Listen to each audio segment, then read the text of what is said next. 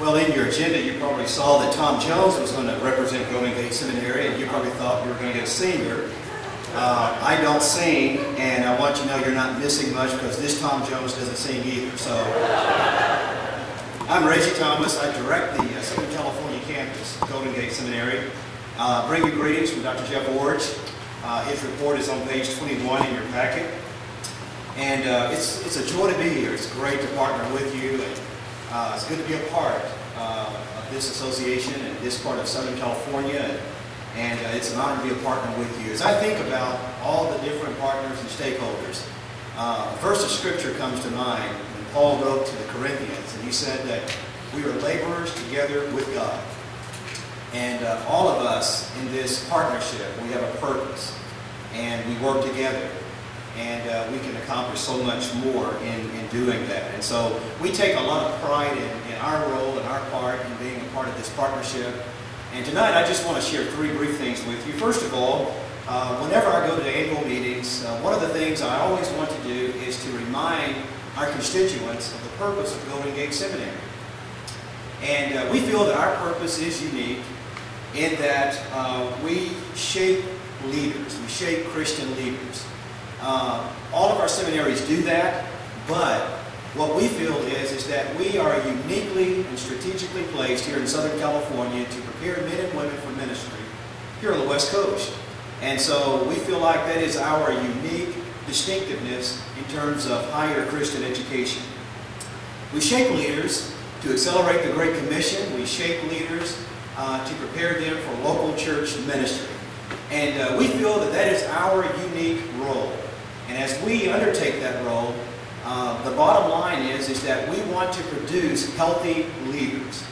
Leadership is my passion, which is why I do what I do, is I want to expand the kingdom by helping to invest in future leaders. And so Golden Gate Seminary, we feel that our role is to shape healthy leaders so that we can send healthy leaders to you, the churches.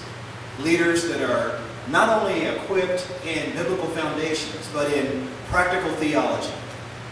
We want to develop leaders in terms of their personal life. We want to make sure that they're not only effective in leadership tools, but their personal life, their spiritual formation, their emotional life. We want to make sure that they are ready. As you know, Golden Gate has 5 campuses, and the Southern California campus here in Orange County, the city of Brea, is one of those 5 campuses. We're the second largest campus in the system.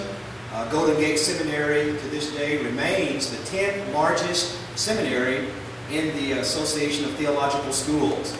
There are approximately 225 schools in the ATS, and Golden Gate Seminary, when you take all 5 campuses, we make up the 10th largest seminary in the Association of Theological Schools. The second thing I want to say to you is our fall enrollment is actually up this fall. We're up 15%. We had 164 students this fall, up from last fall. And I'm just grateful for that because with the current economy, one of the things that we have discovered is that higher Christian education is a luxury. And when people begin to cut their budgets, higher education is what usually gets cut. But we're actually up this fall, and we're grateful to God for that. We had 56 new students who came in this fall, so we're grateful for that. And thank you for your prayers, and thank you for sending us students so that we can prepare them for ministry. And then finally, I just want to remind you of the annual Pastor's Luncheon. We do this every March, and you'll want to go ahead and mark this on your calendar. But March the 5th at the Brea Community Center, and we'll be sending you some information about that, will be our annual Pastor's Luncheon. We have a treat this year. Kermit Alexander is going to be our keynote speaker. Some of you, if you keep up with football, Kermit Alexander played for USC, and also he was a first-round draft pick for the San Francisco 49ers in the 60s. If you follow sports, he was the individual who ended Gale Sayers' career. He's the one that hit him and ended his career with a knee injury. He lives in Riverside. He's a born-again believer, member of one of our Southern Baptist churches, has a tremendous and dynamic testimony, and so he's going to be there on March the 5th to encourage you as pastors and leaders in churches. So again, it's a joy to be here. Thank you so much for allowing us to be one of your partners. And continue to pray for the seminary, pray for the Southern California campus, and we do appreciate your support and partnering with you. God bless you.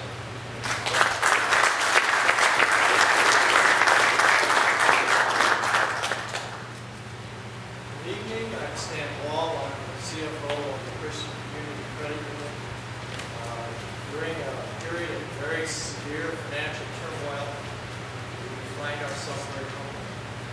By virtue of the fact that we have invested in you as in churches, God has seen fit to bless us so tremendously. Stan, could you speak in the mic, please?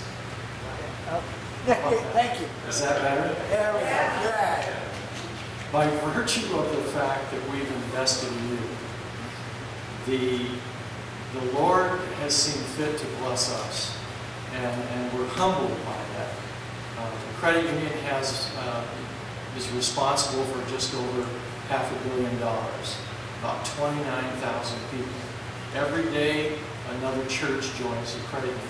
We serve Christian churches across the United States.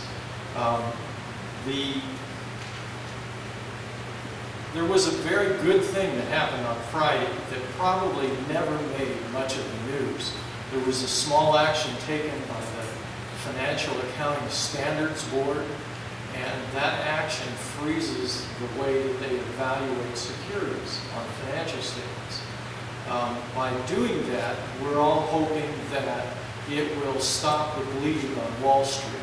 Amen. And that things will go forward. So there is a ray of sunshine out there. I know that our government is working very hard to turn things around and get things righted, to repair from the problems that happened with subprime lending. Fortunately for the credit union, we never had any subprime loans. We never had any investments like that ever. Our investments were in churches and in the members of the credit union. And so in this last year, we had one loan go to foreclosure. And on that, I think we made $2,500. So we haven't lost any money on this at all. And we keep getting phone calls from people all the time. Oh, are you guys okay? Are you all right? And it's almost to the point where it's embarrassing because God has protected us so much.